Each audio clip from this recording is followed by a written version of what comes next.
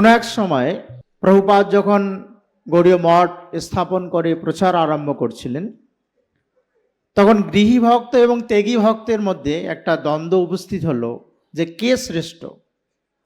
ত্যাগীগণ বলছেন আমরা সংসার ছেড়ে মঠে এসেছি, জীবনটা ভগবানের জন্য দিচ্ছি, তো আমরাই বড়। আবার গৃহী ভক্তগণ বলছেন যে আমরা সংসারে কত ধর্মকর্ম পালন করছি, বা আমরা মঠ মন্দিরে অর্থ করে দিচ্ছি বলে সাধুরা নিশ্চিন্তে ভজন করতে পারছি। এই তর্ক নিয়ে প্রভুপাদের কাছে যখন গৃহী এবং ত্যাগী ভক্তগণ তারা উপস্থিত হলেন, তখন প্রভুপাদ তার প্রিয় শিষ্য অনন্ত বাসুদেব অর্থাৎ ভক্তিপ্রসাদ পরিগোস্বামী ঠাকুর তার কাছে প্রেরণ করলেন। সকলের কথা শুনে আচার্যদেব শ্রীল ভক্তিপ্রসাদ পরিগোস্বামী ঠাকুর বললেন, যেই ভজে সেই শ্রেষ্ঠ, অভক্তহীন ছাড়। যিনি ভজন করবেন তিনি শ্রেষ্ঠ, আর কেউ শ্রেষ্ঠ নয়।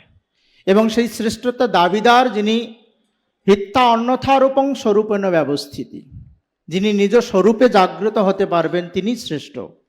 তিনি কে? তিনি একমাত্র কৃষ্ণ ভক্ত।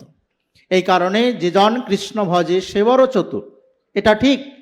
কিন্তু আমাদের পূর্বতন আচার্য শ্রীল গোস্বামীপাদ অর্থাৎ শ্রীমদ্ ভক্তি সহিত পরিব্রাজক গোস্বামী মহারাজ বলছেন, যিনি কৃষ্ণ ভজন করেন তিনি চতুর, কিন্তু যিনি মহাপ্রভুর অনুগত হয়ে কৃষ্ণ ভজন করেন তিনি চতুর শিরোমণি। কেন?